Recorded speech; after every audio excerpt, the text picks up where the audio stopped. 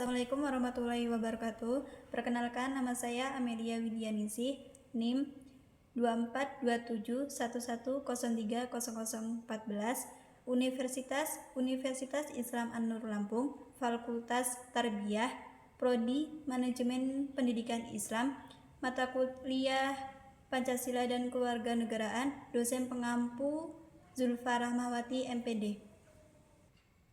Baiklah, di sini saya akan menjelaskan tentang sejarah kemunculannya radikalisme. Radikalisme adalah paham atau gerakan yang menginginkan perubahan besar dan mendasar pada sistem politik, sosial, ekonomi, atau budaya yang ada.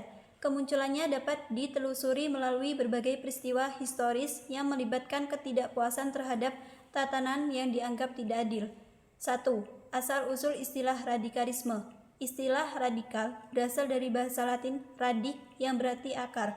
Secara historis, radikalisme mengacu pada gagasan atau tindakan yang bertujuan untuk mengatasi masalah mendasar melalui perubahan total. Dalam konteks politik, istilah ini mulai populer pada akhir abad ke-18, terutama dalam Revolusi Prancis, di mana kelompok revolusioner menginginkan transportasi sistem monarki menjadi republik yang egaliter. 2. Kemunculan dalam konteks politik. Radikalisme politik seringkali lahir dari ketidakpuasan terhadap ketidakadilan atau penindasan.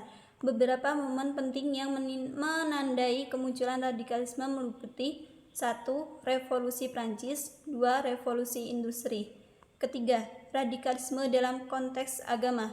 Radikalisme agama biasanya muncul sebagai respon terhadap kolonialisme, sekularisme, atau modernisasi yang dianggap bertentangan dengan nilai-nilai tradisional. Beberapa contohnya. 1. Dalam sejarah Islam, kelompok Khawarij pada abad ke-7 dianggap radikal karena pendekatan ekstrem terhadap interpretasi ajaran agama. Kedua, abad ke-20, radikalisme agama berkembang dalam bentuk gerakan-gerakan politik berbasis agama yang menentang dominasi kekuatan asing atau kebijakan lokal yang dianggap merugikan nilai keagamaan. 4. Radikalisme sosial. Radikalisme sosial muncul dari perjuangan melawan struktur sosial yang dianggap tidak adil, seperti sistem kelas, diskriminasi rasial, atau patriarki. Contohnya adalah 1. Gerakan abolisionis. Yang kedua, gerakan feminisme radikal. 5.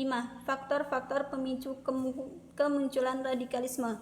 Radikalisme sering kali muncul karena kombinasi beberapa faktor. Yang pertama, ketimpangan sosial dan ekonomi, yaitu ketidakadilan yang dirasakan oleh masyarakat mendorong aksi radikal.